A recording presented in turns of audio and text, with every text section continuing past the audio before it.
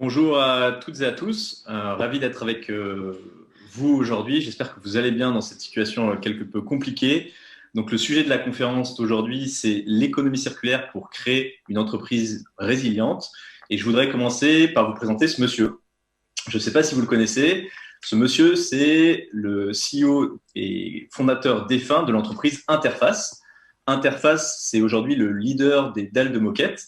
Alors, c'est pas très sexy comme ça, mais ils font plus d'1 milliard de chiffre d'affaires et leur histoire est assez intéressante. Dans les années 90, Interface, c'est une entreprise américaine qui fonctionne plutôt bien, qui génère pas mal de profits et ils doivent répondre à un appel d'offres assez important. Ray Anderson doit mobiliser ses équipes sur le sujet en leur disant, bah voilà, il faut absolument qu'on gagne cet appel d'offres. Et il se trouve que Interface va perdre cet appel d'offres. Ray Anderson, furieux, appelle ses équipes en leur disant mais pourquoi on a perdu cet appel d'offres? Et un de ses collaborateurs lui dit bah voilà, il y avait une case dans l'appel d'offres Sustainability, développement durable. Et aujourd'hui, chez Interface, on ne fait pas de développement durable. Donc, il faut se remettre à l'époque, c'est dans les années 90, c'est normal. Et pour Anderson, c'est pas grave. Et le développement durable, ça lui parle pas énormément. Mais ce même collaborateur lui dit bah, ce qui serait intéressant, c'est que tu lises ce livre de Paul Hawken qui s'appelle The Ecology of Commerce.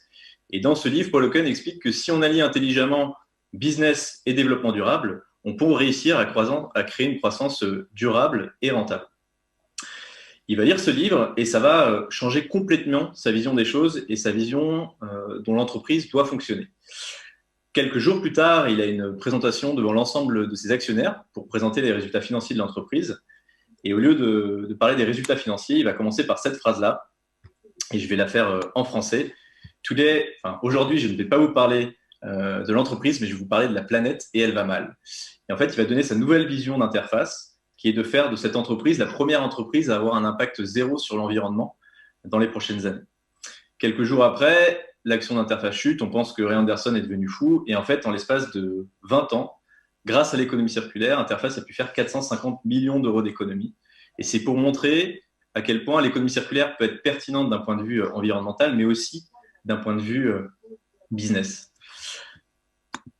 Alors, peut-être avant de parler d'économie circulaire, très rapidement, un rappel sur ce qu'est l'économie linéaire. L'économie linéaire, elle est issue de la révolution industrielle qui a été mise en place au XVIIIe siècle.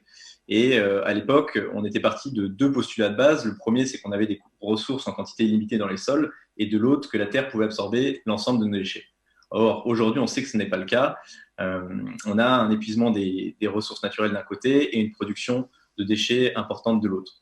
Pourquoi on parle d'économie linéaire? Parce que tout simplement, on extrait, on produit, on consomme et on jette. Et en fait, deux problématiques. La problématique de ressources qui s'épuisent. La meilleure illustration, c'est ce qu'on appelle le jour du dépassement, ou l'overshoot day. C'est le jour dans l'année où on a consommé plus de ressources que la planète nous met à disposition. Et l'année dernière, en 2019, l'overshoot day était le 29 juillet. Concrètement, ça veut dire quoi? Ça veut dire que chaque année, on consomme à peu près une planète 8. Et traduit en termes d'épuisement des ressources, ça veut dire que dans 5 ans, à ce rythme-là, il n'y a plus d'or dans les sols. Dans 20 ans, il n'y a plus de cuivre. Et de l'autre côté, production exponentielle de déchets. Un rapport de la Banque mondiale qui date d'il y a 2 ans disait que d'ici à 2050, la production de déchets devrait augmenter de 70% par an. Donc on voit que ce modèle n'est absolument pas résilient. Et l'idée, c'est de se poser la question d'une alternative. Et une des alternatives potentielles, c'est l'économie circulaire. L'économie circulaire, si on devait la définir de façon très simple, c'est comment je vais utiliser les ressources naturelles de manière intelligente pour mettre en place des modèles qui nous permettent de ne pas produire de déchets. Et la pierre angulaire de l'économie circulaire, c'est l'éco-conception, c'est comment je vais designer en amont un produit pour que ça ne devienne jamais un déchet. Si on se penche sur ce graphique-là, qui est le diagramme du papillon de la Fondation Ellen MacArthur, on voit aussi que l'idée de l'économie circulaire, c'est de boucler la boucle et qu'on a deux types de boucles. On a les boucles du côté gauche qui sont les boucles vertes, qui correspondent aux nutriments dits biologiques, qui peuvent revenir directement au sol. Donc ça, c'est à travers des boucles comme le compostage ou la digestion anaérobique, la méthanisation. Donc ça, c'est des boucles qu'on maîtrise plutôt bien. Et puis, il y a les boucles bleues qui sont pour les nutriments dits techniques. C'est des matériaux qui ont subi des transformations, comme le plastique, et qui ne peuvent pas revenir directement au sol. Et là, l'idée, c'est de boucler la boucle et de boucler la boucle en faisant les boucles les plus courtes possibles. Donc, on va voir qu'il y a des boucles telles que la maintenance, la réutilisation, la réparation et aussi le recyclage. Ce qui est intéressant de noter là-dessus, c'est que la boucle la plus longue, c'est la boucle du recyclage. Et là, plus la boucle est longue, plus l'utilisation d'énergie, les émissions de CO2, la consommation en eau sont importantes. Donc, on voit que le recyclage fait partie de l'économie circulaire, mais quelque part, ce n'est pas non plus la panacée. Alors, est-ce que l'économie circulaire est résiliente et à quel niveau elle est résiliente? Elle est résiliente à 3 niveaux. Le premier niveau, c'est la résilience au niveau climatique et en termes d'émissions de gaz à effet de serre. Il y a une étude de la Fondation Ellen MacArthur qui disait que si on passait d'une économie linéaire à une économie circulaire juste sur 4 secteurs industriels qui sont le plastique, l'acier, le ciment et l'aluminium, on réussirait à réduire nos émissions de gaz à effet de serre de 40%. Quand on sait qu'on a des ambitions assez importantes au niveau de l'Union européenne, réduire de 60% les émissions de gaz à effet de serre de l'Europe d'ici à 2030, c'est intéressant de prendre ça en compte. Donc résilience climatique, résilience au niveau de la création d'emplois. Il y a une feuille de route économie circulaire qui est parue en 2018, qui a été mise en place par le gouvernement français, et on parlait d'ici à 2030 de la création potentielle de 300 000 emplois grâce à l'économie circulaire. Et puis troisième résilience, c'est la résilience au niveau business. Et là, encore une fois, une étude de la Fondation Ellen MacArthur montre que si juste sur l'industrie des biens de consommation courante, on passait d'une économie linéaire à une économie circulaire, ce serait 630 milliards d'euros d'économie au niveau des ressources et de la matière qu'on pourrait faire annuellement. 630 milliards, c'est 2 fois le PIB, un peu plus de 2 fois le PIB annuel de l'Égypte. Donc c'est assez conséquent. Je voudrais maintenant vous présenter rapidement 3 entreprises qui ont su créer de la résilience en utilisant l'économie circulaire et en le mettant au cœur de leur business model. La première, c'est Mudgin. Et là, c'est une entreprise B2C qui agit dans le secteur du textile. Le textile, vous le savez, il y a des grosses problématiques. C'est une des industries les plus polluantes. Et surtout, on a tendance à l'oublier, mais 97% des matériaux qui sont utilisés pour faire du textile viennent de matériaux vierges, soit des matériaux fossiles, soit du coton. Et ça pose des problèmes assez importants au niveau environnemental.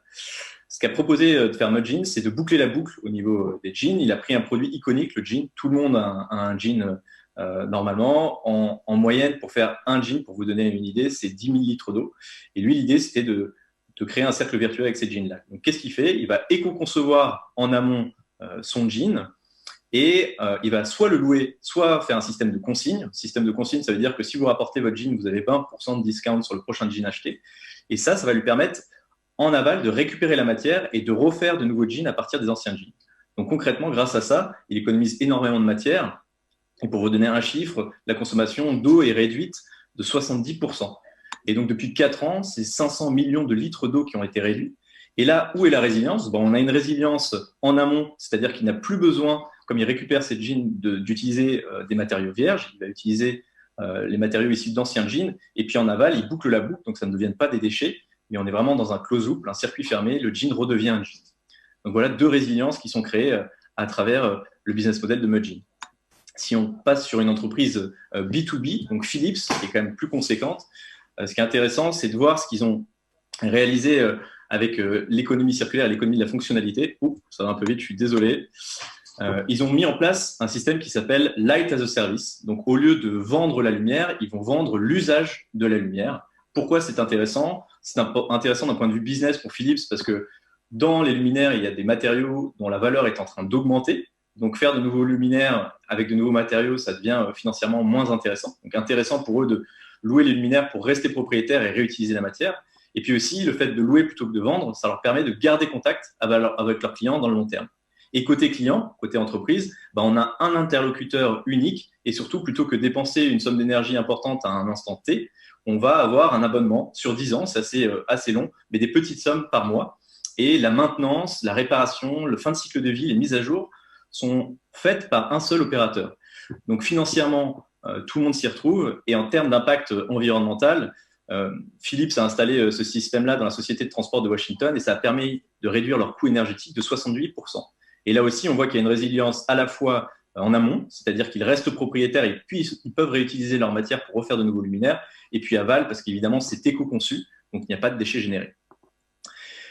La résilience, là, je vous en ai parlé dans les pays, on va dire, avancés ou dits développés. Après, la résilience de l'économie circulaire dans les pays en transition, elle est aussi importante. Et pour que ce soit résilient, on ne peut pas découpler l'économie circulaire de l'économie sociale et solidaire. Et un très bel exemple, c'est EvoWare. Qui est un projet indonésien. Il y a 2 problématiques majeures en Indonésie. Une environnementale. L'Indonésie est le 2e pays qui émet le plus de déchets dans les océans. 90% du plastique qui est produit en Indonésie finit dans les océans. Et puis de l'autre, il y a une problématique sociale. L'Indonésie est un des pays principaux producteurs d'algues. Et aujourd'hui, c'est une industrie qui s'écroule et donc des milliers d'emplois qui disparaissent. Et donc, ce qu'a fait EvoWare, c'est qu'ils ont décidé de produire un bioplastique qui est compostable de façon naturelle à partir de ces algues. Et donc, ils vont à la fois soutenir en amont la filière des producteurs et des fermiers d'algues et en aval créer un produit qui va remplacer les emballages à usage unique que vous pouvez voir en bas. Et en fin de cycle de vie, si jamais ça arrive malheureusement dans les environnements ou dans les océans, ça va se dégrader naturellement sans conditions industrielles. C'est ce qu'on appelle le home compostage. Et donc là, on voit qu'il y a aussi cette résilience, encore une fois, amont. On utilise des ressources qui peuvent créer de l'emploi et aval qui permettent d'éviter les déchets à usage unique. Merci beaucoup pour ces échanges.